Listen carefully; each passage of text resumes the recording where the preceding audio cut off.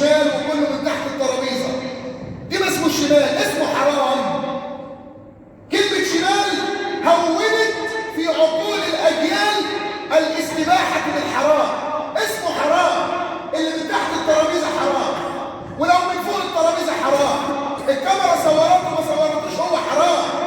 الربا حرام، والسرقه حرام، والسمسره بزياده عن المطلوب حرام، او بالاخفاء عن الطرفين حرام.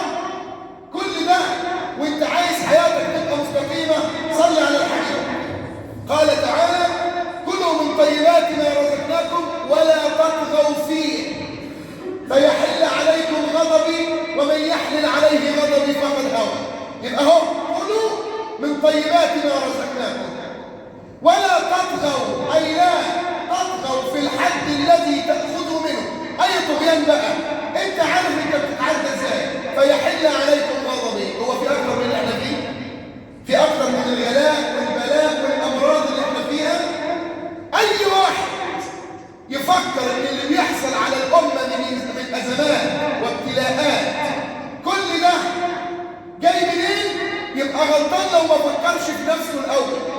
ظهر الفساد في البر والبحر بما كسبت ايدي الناس، ومن رحمه ربنا قال ليذيقهم بعض الذي عملوا، ما قالش كله، ليذيقهم بعض الذي عملوا لعلهم يرجعون.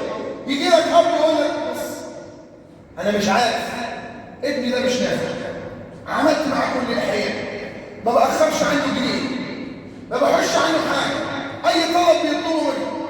طب يا عم الحاج انت تتحرك كده في الشغل بتاعه وتلاقي ايه مصدره حرام وبينفق في حرام ولا بيتاجر في حرام، بيقول لك ماشي بس انا ما باخرش عنه حاجه. ما انت ما بتاخرش، لكن اخرت عنه اهم حاجه. ايه هي؟ الحلال الذي يتبعه